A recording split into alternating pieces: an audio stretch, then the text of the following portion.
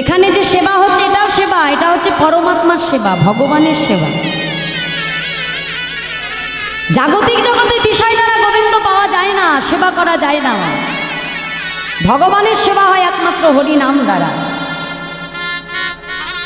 একদিকে জীবাত্মার সেবা আর একদিকে পরমাত্মার সেবা। তা আগে একটু আমার গোবিন্দ সেবা হোক, তারপরে জীবের সেবা দেবো আমরা। প্রসাদ থাকবে, প্রসাদ তো চলে যাবে, রাধে। হ্যাঁ, আর প্রসাদ যদি একবার পাওয়া হয়ে যায় মন আর স্থির থাকে না, তখন বাড়ি যাওয়ার দিকেই চলে যাবে। হাজার আর কেউ বেঁধে রাখতে পারবে না, ধরি। জয় রাধে রাধে। মায়েরা একটু অপেক্ষা করো, যারা যাওনি দেখো, হরিনাম শ্রবণ করা এত মুখের কথা নয়। গাছে একসঙ্গে অনেক আম ফলে, কিন্তু সব আম কি গোবিন্দ পর্যন্ত পৌঁছায়? যায় না মা। যেই আমটা একেবারে শক্ত করে গাছের ডাল ধরে রেখে ওই গাছে থেকে পরিপক্ক হয়, জানবে সেই সুমিষ্ট পরিপক্ক আমটাই একমাত্র ভগবান সেবায় পৌঁছে যায়। কি বাবা, তাই তো? বাজারে যে আগে খুঁজবো কোন আমটা মিষ্টি, কোনটা পরিপক্ক, মানে একেবারে সুমিষ্ট হবে, সেইটা এনে গোবিন্দকে সেবায়। তাহলে এখানে একমাত্র হরিনামের এই ডালকে আশ্রয় করে শক্ত করে ধরে রেখে যারা হরিনামে শেষ পর্যন্ত পরিপক্ক হবে, তারাই কিন্তু গোবিন্দ চরণ পদ্ম পাবে। নেতাই গৌর হরি বল। হরিনাম শ্রবণ করাটাও ভগবানের একটা পরীক্ষা। ভগবান এটাও দেখে আমার নামটা কতক্ষণ শুনতে পারে। নাহলে সবাই তো নাম শুনে উদ্ধার হয়ে যেত, বাকি কে পড়ে থাকতো? ওই নাম শুনলেই উদ্ধার। কিন্তু ভগবান সবই দিয়েছে, তার সঙ্গে আর একটা বস্তু দিয়েছে, সেটা হলো আমাদের মন। যে মনকে এমন চঞ্চল করে পাঠিয়ে দিয়েছে মা, যেটা এক জায়গায় স্থির থেকে আমরা ভজনে উন্মুখীন হতে পারি না। একটু চেষ্টা রাখতে হবে নিজেদের, সবাইকে একটু চেষ্টা করতে হবে মা। কিছু করতে পারি না, একটা জিনিসই পারি, সেটা হলো চেষ্টা, ইচ্ছে। এই ইচ্ছেটা যতক্ষণ না থাকবে ভগবান সেবা হবে না। তা আজকে ছোট্ট কুবের সেই দুই দেহ যখনই এক হয়ে গেল, একদিকে সন্ন্যাসীর দেহ আর একদিকে কুবেরের দেহ, যেই দুই দেহ এক হলো, সঙ্গে সঙ্গে তার ভেতরে সেই ব্রজের বলরামের স্বরূপ জেগে গেল। এতদিন ভাই কানাইয়ের কথা মনে পড়েনি মা, কিন্তু যেই আজকে নিত্যানন্দের দেহ তৈরি হয়ে গেল, দুই আত্মা এক হয়ে গেল, মানে ওই যে সন্ন্যাসী আর কুবের, যেই দুই দেহ এক হয়ে গেছে মা, সঙ্গে সঙ্গে ব্রজের বলরামের ভাব জেগে উঠেছে। আর যেই না ভাই কানাইয়ের কথা মনে পড়ে গেছে, প্রভু বিলম্ব না করে কানাই কানাই বলতে বলতে বৃন্দাবনের উদ্দেশ্যে আমার নিত্যানন্দ প্রভু তিনি গমন করলেন। কেমনভাবে মহাদান বলছে, দেখো দেখো আজ নিতাই চাঁদ কেমনভাবে ছুটে যাচ্ছে গো মা। হ্যাঁ, আজ পদাবলিতে কলম দিয়ে বলছে, দেখো দেখো আজ ভাইয়ারে কানাইয়ারে, কানাই কানাই বলতে বলতে উচ্চৈস্বরে কানাইকে ডাকতে ডাকতে নিত্যানন্দ প্রভু ছুটতে ছুটতে চলেছে বনপদ ধরে। ভাইয়া রে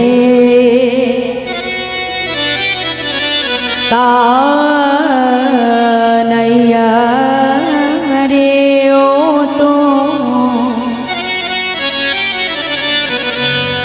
দর্শন দেখায়ে যা রে, ভাইয়া রে। হরি হরি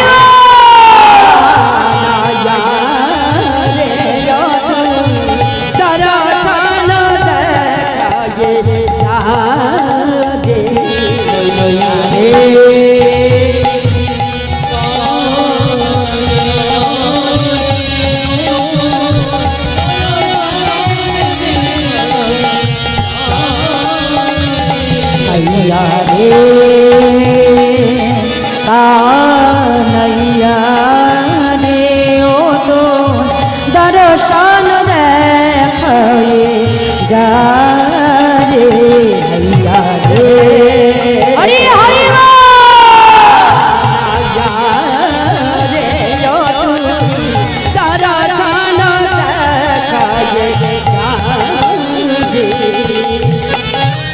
দর্শন দেখায়ে যা রে কানাইয়া, দর্শন দেখায়ে যা রে কানাইয়া, দর্শন দেখায়ে যা রে কানাইয়া, দর্শন দেখায়ে যা রে কানাইয়া, দর্শন দেখা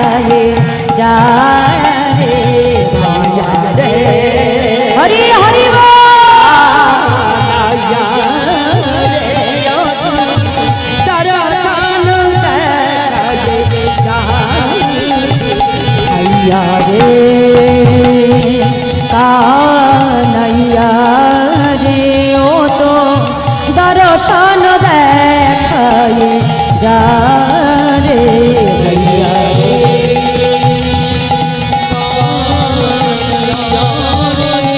ও তো দর্শন দর্শন দর্শন দেখায় যা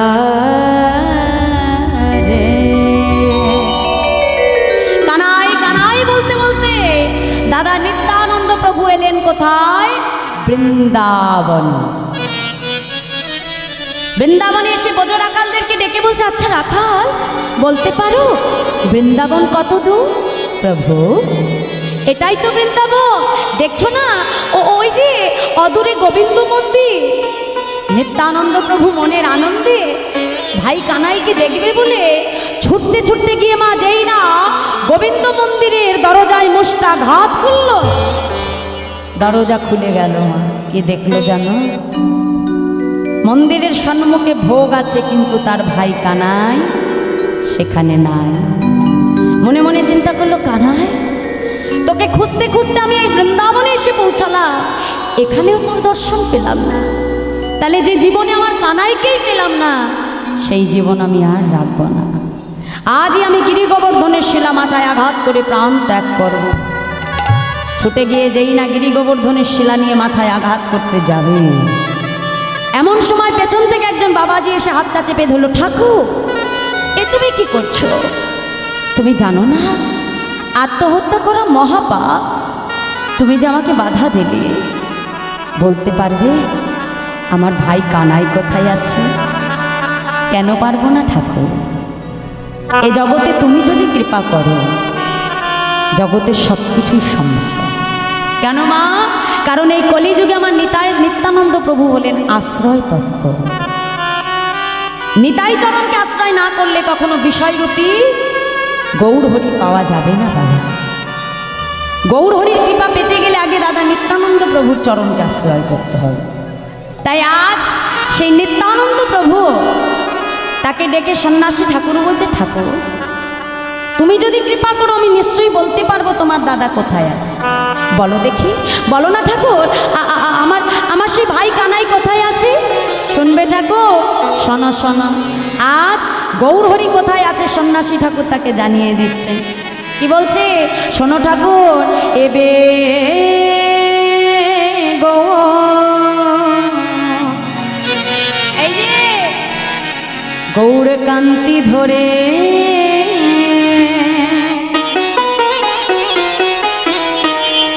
সে যে বিহরে ন দিয়া পুরে, এই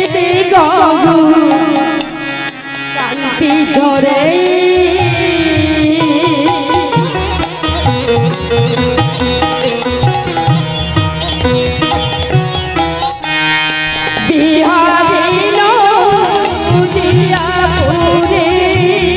সেইখানে আছে প্রাণধর, সেইখানে আছে প্রাণধর।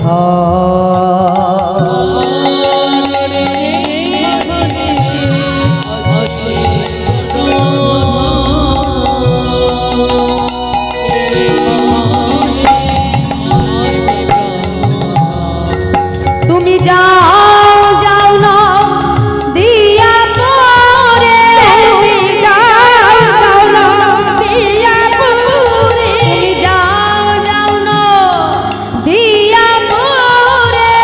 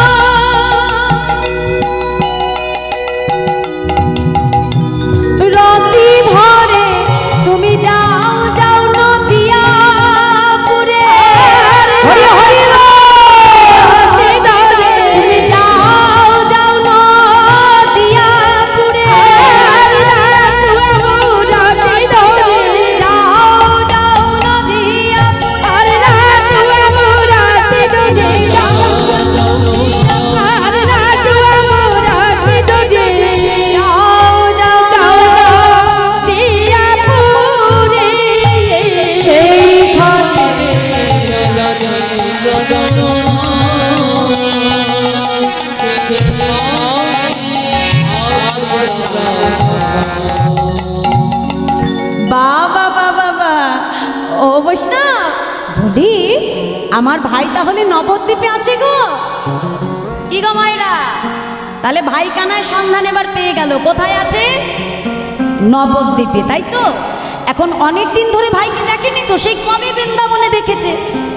এখন ভাইকে দেখতে কেমন হয়েছে যদি আমি না জেনে যাই তাহলে খুঁজে পাবো কি মা? অচেনা কাউকে যদি খুঁজতে যাই তা তাকে দেখতে কেমন এটা যদি জেনে নিই তাহলে খুঁজে পেতে সুবিধা হয়তো নাকি?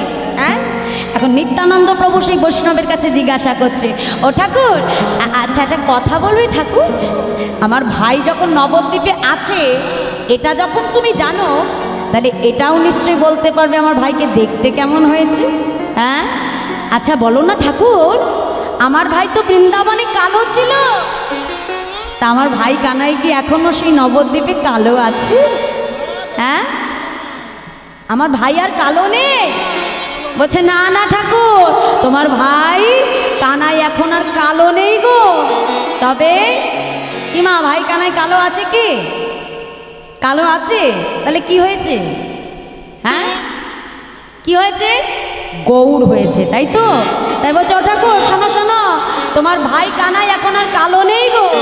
তবে বলছে শোনো, তোমার ভাই কানাই এখন বলছে গৌড় হয়েছে। ওই আগে নবদ্বীপে এসে তোমার ভাই কানাই বৃন্দাবন থেকে কালো ছিল, এখন নবদ্বীপে এসে গৌড় হয়ে গেছে। বলছে এটা তো বড় ভালো কথা। আসলে আমার ভাই আগে ত্রিভঙ্গ বাঁকা ছিল, তাহলে এখন কি আর সেই ভাই কানাই বাঁকা আছে? হ্যাঁ কি মা, কানাই বাঁকা আছে? বাঁকা নেই? বলছে না না ঠাকুর, তোমার ভাই কানাই এখন আর বাঁকাও নেই। তবে বলছে শোনো, সোজা হয়েছে, সোজা হয়েছে, সোজা হয়েছে তোমার বাঁকা কানাই এবার সোজা হয়েছে। বাঁকা কানাই এবার সোজা হয়েছে, তোমার বাঁকা কানাই এবার সোজা হয়েছে।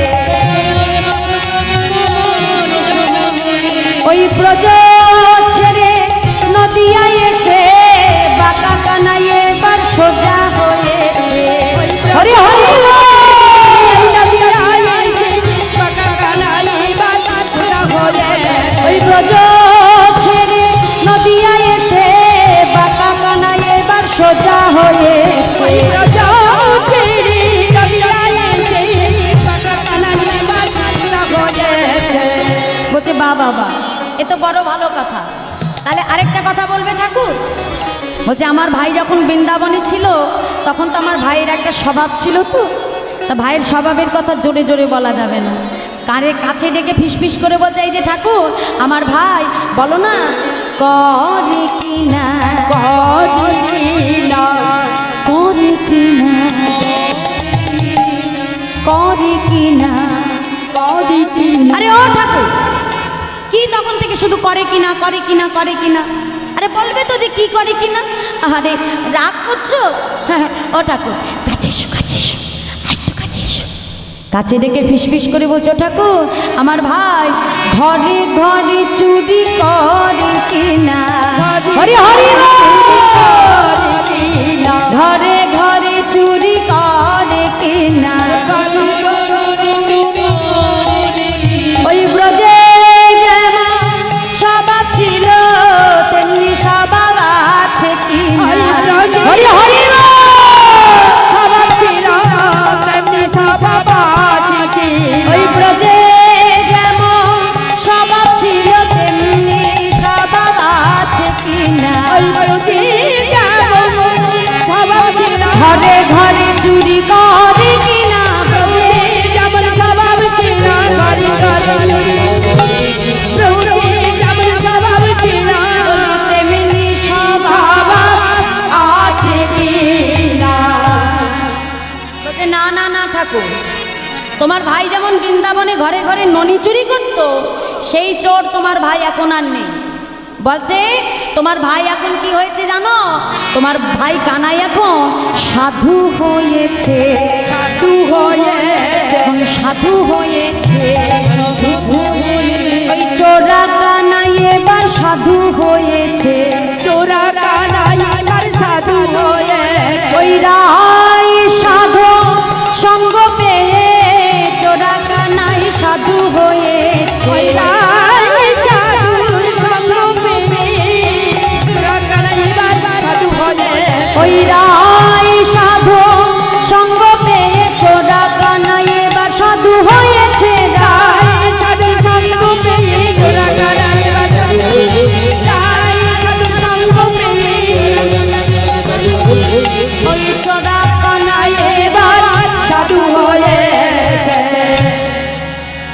সাধু হবে না কেন? ভগবান কি একা এসেছিল? একা এসেছে গোবিন্দ? না, রাধা গোবিন্দ মিলিত তনু গৌর হয়ে এসেছে। রাই সাধুর সঙ্গ পেয়ে চোরা কানাইও এবার সাধু হল। কথায় বলে না, সতের সঙ্গ করতাম যদি গৌর রাখতো আমায় ভালো, আর অসতের সঙ্গ করে আমার বৃথায় জনম গেল। আমি যদি ভালো সঙ্গ করি মা, সৎসঙ্গে স্বর্গবাস, আর অসৎসঙ্গে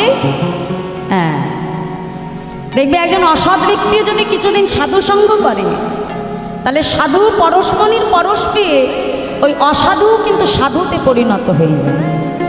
ঠিক এমনভাবে কোনো সাধু যদি অসাধুর সঙ্গ করতে থাকে দীর্ঘদিন, তাহলে ওই অসাধুর বাতাস তারঙ্গে লেগে সেও সাধু থেকে অসাধুই হয়ে যাবে। সঙ্গের এমনই গুণ। আজকে রায় সাধুর সঙ্গ পেয়ে চোরা কানাইও সাধু হয়ে গেছে। রাধা গোবিন্দ মিলিত তনু গৌর হয়ে এলেন সেই শ্রীধাম নবদ্বীপ। তাই নিত্যানন্দ প্রভু আমার বিলম্ব না করে সেই ভাই কানাইকে খুঁজতে খুঁজতে আসলেন কোথায়? শ্রীধাম নবদ্বীপ মাধব। আর নবদ্বীপে এসে নবদ্বীপের বৈষ্ণবকুল চূড়ামণি নন্দন আচার্য প্রাতকালে সেই নবদ্বীপে বদনে গৌর নাম গাইতে গাইতে গঙ্গা স্নানে আসছে। আর ওদিকে নিত্যানন্দ প্রভু ভাই কানাইকে খুঁজতে খুঁজতে আসছেন কোথায়? ওই নবদ্বীপে। হ্যাঁ, এদিকে নিত্যানন্দ প্রভু নবদ্বীপে প্রবেশ করছেন, আর ওদিকে নন্দনাচার্য নবদ্বীপে প্রাতকালে গৌর নাম গাইতে গাইতে বাবা গঙ্গা স্নানে আসছে। বদনে গাইতে গাইতে আসছে, কি বলছে? ভজ গৌরঙ্গ কহ গৌরঙ্গ লহ গৌরঙ্গে নামে রে। ভজ গৌরাঙ্গ কহ গৌরাঙ্গ লহ গৌরাঙ্গী নাম রে। ভজ গৌরঙ্গ কহ গৌরঙ্গ লহ গৌরঙ্গে নাম রে।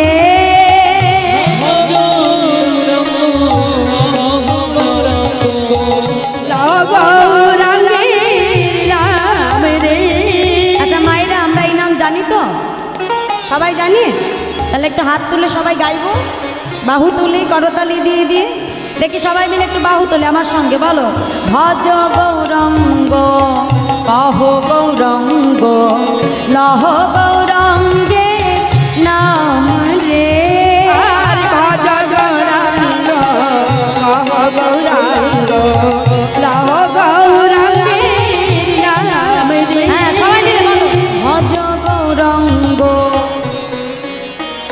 বাহ, এই তো হরিব। হ্যাঁ, ভজ গৌরঙ্গ। আহা, এখন প্রভাতকালে নন্দনাচার্য গৌর নাম গাইতে গাইতে আসছে গঙ্গা স্নানে। এখন নিত্যানন্দ প্রভু যেই না গৌর নাম শুনতে পেয়েছে, ছুটে গিয়ে কি করলো? নন্দনাচার্যকে বক্ষ মাঝে জড়িয়ে ধরে বলে, যে জনা গৌরঙ্গ ভজে সে হয় আমার প্রাণ রে। হরি হরি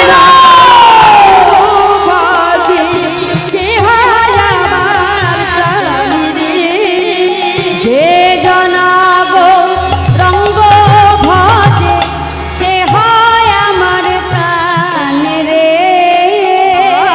যে জনা গৌরঙ্গ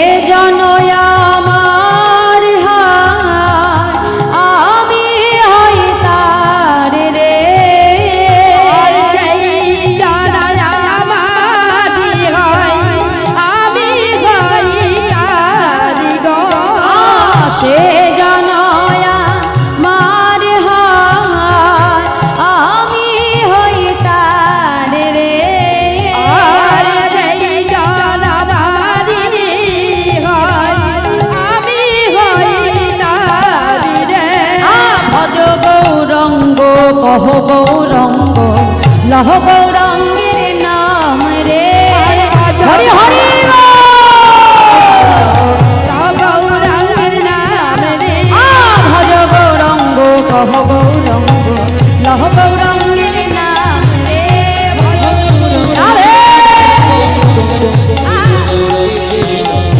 একবার ভজ গৌরঙ্গ কহ গৌরঙ্গ লহ গৌরঙ্গের নাম রে ভজ গৌরাঙ্গ গৌরাঙ্গের নাম রে। ভজ গৌরঙ্গ কহ গৌরঙ্গ লহ গৌরঙ্গের নাম রে ভজ গৌরঙ্গ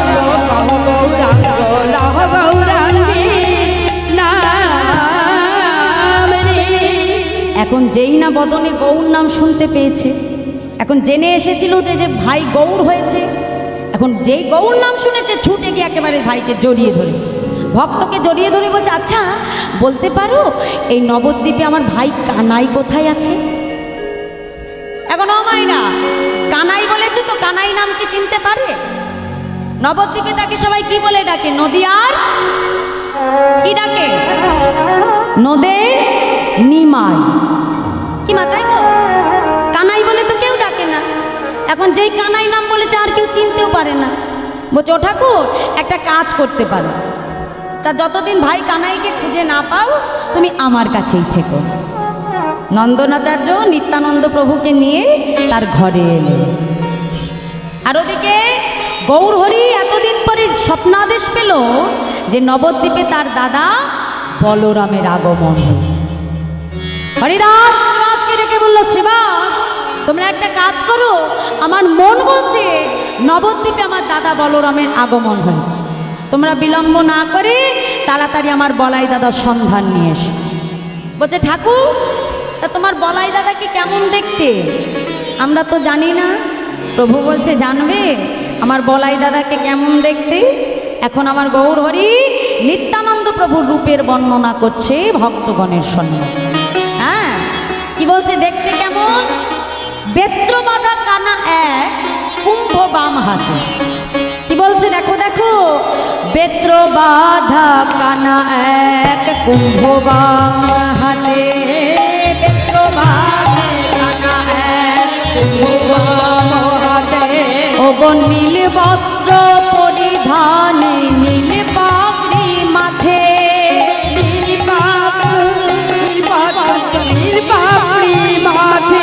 ওগো নীল বস্ত্র পরিধান, নীল পাগড়ি মাথে।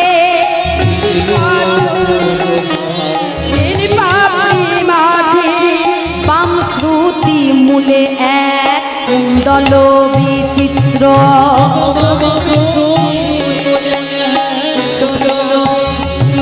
অগহল ধরে ভাব তার, বুঝিলাম চরিত্র।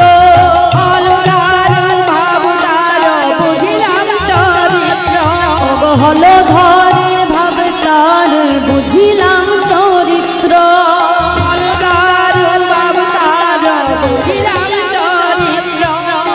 হচ্ছে বেশ ঠাকুর আর বলতে হবে না, আমরা বুঝে গেছি তোমার দাদা বলরামকে কেমন দেখতে। অঙ্গে আছে নীল বসন, নিত্যানন্দ প্রভুর রূপ দেখবে মা।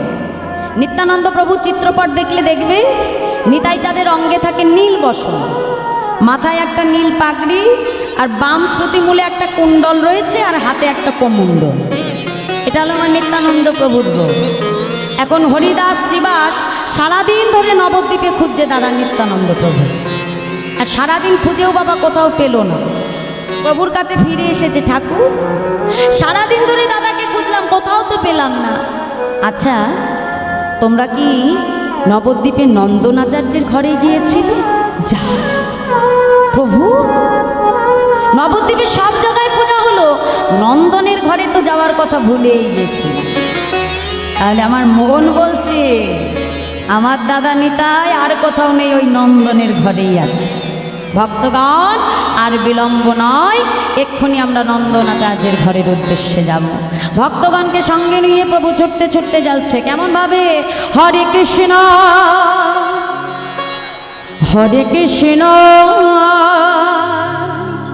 কৃষ্ণ কৃষ্ণ হরে হরে হরে রাম রাম রাম হরে হরে হরে। সবাই মিলে বাহু তুলে হরে হরি বল।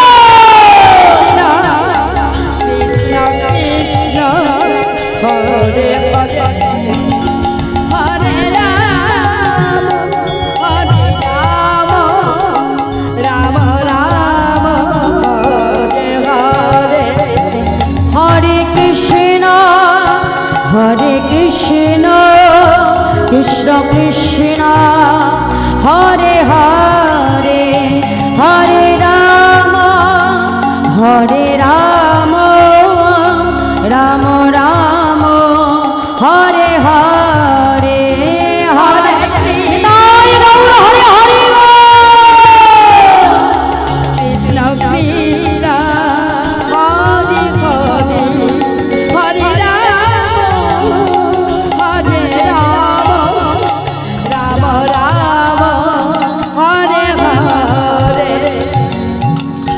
হরিনাম গাইতে গাইতে প্রভু আসলেন কোথায়?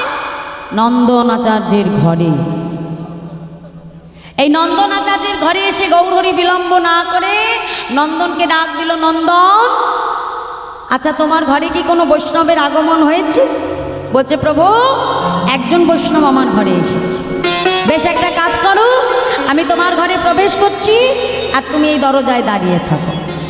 নন্দনকে দরজায় দাঁড় করিয়ে গৌরহরি কি করলেন? ঘরের মধ্যে প্রবেশ করলেন। প্রবেশ করে পেছন থেকে ডাক দিল, দাদা। আর যেই না দাদা বলে ডাকলো মা, সঙ্গে সঙ্গে নিত্যানন্দ প্রভু আমার পেছন ফিরে তাকিয়ে চিন্তা করছে, এই ডাক আমার ভাই কানাই ছাড়া কেউ ডাকতে পারে। যেই না পেছন ফিরে তাকালেন, দেখলেন গৌরহরি দাঁড়িয়ে আছে। সঙ্গে সঙ্গে চিৎকার করে উঠল, কানা কানা। যেই না কানাই বলে ডেকেছে, সঙ্গে সঙ্গে গৌরহরি বলছে, ও দাদা চুপ চুপ চুপ চুপ চুপ, আমাকে কানাই বলে ডেকো না। কেন জানো? এই নবদ্বীপে আমাকে কানাই বলে কেউ চেনে না। কি বলছে? ও দাদা শোনো শোনো, আমায় কেউ চেনে না, কেউ চেনে না, কেউ চেনে না। ওই ব্রজের কানাই কেউ চেনে না, ব্রজের কানাই কেউ চেনে না। আমায় সবাই বলে নদীর নিমাই, ব্রজের কানাই কেউ চেনে না। সবাই বলে নদীর নিমাই, ব্রজের কানাই কেউ চেনে না। আমায় সবাই বলে নদীর নিমাই, ব্রজের কানাই কেউ চেনে না। সবাই বলে নদীর নিমাই, ব্রজের কানাই কেউ চেনে না। তাহলে শোনো, নিমাই তোমার নামও যেমন নবদ্বীপে এসে কানাই থেকে নিমাই হয়েছে, ঠিক আমার নামও ওই নবদ্বীপে এসে বলাই থেকে হয়েছে নিতাই। বেশ, তাহলে আমাদের দুই ভাইরই এবার নামের পরিবর্তন হয়ে গেছে। আর বিলম্ব নয় দাদা, ভক্তগণ অপেক্ষা করছে অনেকক্ষণ ধরে তোমাকে দর্শন করবে। চলো, আর বিলম্ব নয়। দাদা নিত্যানন্দ প্রভুর হাতটা ধরে গৌরহরি বিলম্ব না করে যেই না ঘরের বাইরে এসে পাটা রাখলো, বাবা কি দেখলো জানো? যে নন্দনাচার্যকে দরজায় কান পেতে দরজায় দাঁড় করিয়ে রেখেছিল, সেই নন্দনাচার্য যে দরজায় কান পেতে দাঁড়িয়ে আছে। গৌরহরি বলছে, এই যে নন্দন, আমি তোমাকে দরজায় দাঁড় করিয়েছি কেন? কেউ যেন ভেতরে প্রবেশ না করে, তাই তো? আর তুমি নিজে দরজায় কান পেতে সব শুনছো।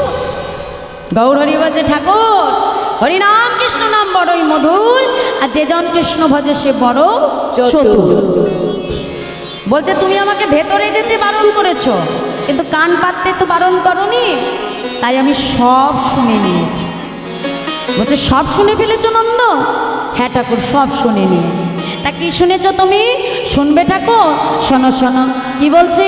বলছে, তুমি ব্রজের পাকা শাম, বলছে ঠাকুর আমি দরজায় কান পেতে জানতে পারলাম যে তুমি আর অন্য কেউ না, তুমি হলে সেই বৃন্দাবনের বাঁকা শ্যাম। ডেকে বলছে শোনো শোনো ঠাকুর, এই যে তুমি ব্রজের বাঁকা শ্যাম, ওই তো অবধূতরা। হরি হরি তুমি ব্রজের বাঁকা শ্যাম, ওই তো অবধূতরা। কানাই বলাই নদিয়া এসেছে, হরি হরি আজ কানাই বলাই নদিয়া এসেছে, তারাই তো এসেছে, তারাই তো এসেছে, ওই ব্রজের কানাই বলাই তারাই তো এসেছে। হরি হরি ওই ব্রজের কানাই বলাই তারাই তো এসেছে। এবে হলো গৌর নিতাই, এবে হলো গৌর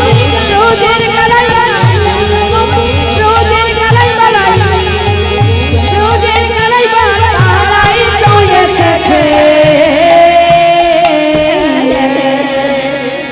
গৌরী বলল বাহ, তাহলে নন্দন তোমার তো আর কিছু জানবার বাকি নেই, তুমি সবই জেনে নিয়েছো। আমরাই হলাম সেই দুই ভাই, বৃন্দাবনের ব্রজের কানাই বলাই, আর কলিযুগের আমরাই হলাম দুই ভাই গৌর নিতাই। তাই আজ ভক্তগণকে ডেকে বলছে আচ্ছা শ্রীবাস এদিকে আসো। তা এই যে নন্দনাচার্য যেমন জেনেছে যে আমার দাদা বলরাম ইনি, তো এবার ভক্তগণকেও তো জানাতে হবে যে এই হলো আমার দাদা বলরাম। সঙ্গে সঙ্গে নিত্যানন্দ প্রভুকে নিয়ে ভক্তগণের মাঝে দাঁড়িয়ে শ্রীবাসকে ডেকে বলল শ্রীবাস তুমি বিলম্ব না করে তাড়াতাড়ি শ্রীমদ্ ভাগবতের দশম স্কন্ধের একটি শ্লোক পাঠ করো। শ্রীবাস পণ্ডিত বিলম্ব না করে শ্রীমদ্ ভাগবতের দশম স্কন্ধের শ্লোকটি পাঠ করতে লাগলেন। কেমন করে বলছে দেখো, বরহ পিরং নট বড় বপ কর্ণায় কর্ণিকার বিভ্রাদ বাস কনক কপিশ বৈজন্তিঞ্চমাল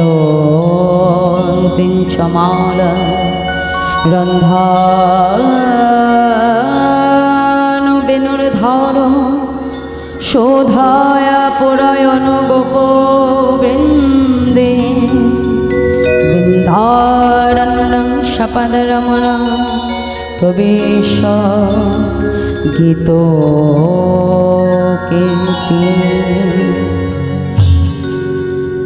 যেই না আজকে শ্রীমদ্ ভাগবতের দশম স্কন্ধের শ্লোকটি পাঠ করতে লাগলো, নিত্যানন্দ প্রভুর অঙ্গের বিকার হতে শুরু করলো। বাবা কখনো নিতাই চাঁদ হাসছেন, কখনো নিতাই চাঁদ কাঁদছে, কখনো দোলাই গড়াগড়ি দিয়ে হা কানাই কানাই বলে নিত্যানন্দ প্রভু চিৎকার করছে। ভক্তগণের আর বসতে বাকি রইল না, ইনি আর অন্য কেউ নয়, ইনি হলেন বৃন্দাবনের সেই ব্রজের বলরাম। কলিযুগে হলেন যিনি অবধূত শ্রী নিত্যানন্দ রাম। তাই আজ এতদিন পরে আমার সচিমা খবর পেল যে নবদ্বীপে তার বড় ছেলে বিশ্বরূপ ফিরে এসেছে। কেন মা, যে আগেই বলেছিলাম যে জগন্নাথ মিশ্র আর সচিমায়ের বড় ছেলে জ্যেষ্ঠ পুত্র বিশ্বরূপ আর কুবের দুই দেহ এক হয়ে হয়েছে আমার নিত্যানন্দ প্রভু। তাই মা যখনই জানতে পারলো এতদিন পরে নবদ্বীপে বড় ছেলে বিশ্বরূপ ফিরে এসেছে, বিলম্ব না করে ছুটতে ছুটতে নন্দনাচার্যের ঘরে এসে ডাকছে, নন্দ নন্দ, শুনলাম তোমার ঘরে নাকি আমার পুত্র বিশ্বরূপ এসেছে। মা তুমি ঠিকই শুনেছ মা, তবে আমার দাদার নাম আর বিশ্বরূপ নেই, আমার দাদার নাম হয়েছে নিত্যানন্দ। সচিমা বলছে যাই হোক, ওই আমার বিশ্বরূপ আর ওই হলো আমার পুত্র নিত্যানন্দ। নন্দনাচার্যের মনের বাসনাটা ছিল এই কলিযুগে সর্বপ্রথম তার ঘরে সচি মায়ের কোলে এই কলিযুগের দুই ভাই গৌর নিতাইয়ের মিলনটা হয়। আর ভগবান তিনি হলেন ভক্ত বাঞ্ছা কল্পতরু, ভক্ত যুগে যুগে যা চায় ভগবান মনোবাঞ্ছা পূর্ণ করে। তাই নন্দনাচার্যের মনের ইচ্ছাটা পূরণ করবে বলে সেই নন্দনাচার্যের ঘরে শচী মায়ের কোলে সর্বপ্রথম কলিযুগের দুই ভাই গৌর নেতায়ের মিলন হয়েছে।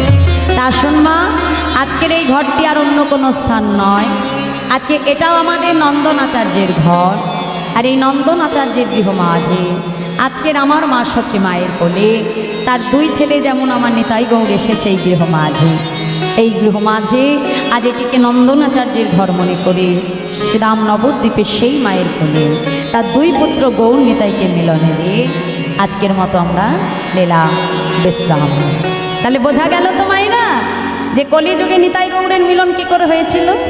হ্যাঁ, বৃন্দাবনের সেই বলরাম অর্থাৎ কুবের আর বিশ্বরূপ দুই দেহ এক হয়ে নিত্যানন্দ প্রভুর সেই স্বরূপ ধারণ করে নবদ্বীপে নন্দনাচার্যের ঘরে এসে শচী মায়ের কোলে সর্বপ্রথম দুই ভাই বৃন্দাবনের বোঝের কানাই বলায় কলিযুগের গৌর নেতায় সর্বপ্রথম মিলন হয়েছে।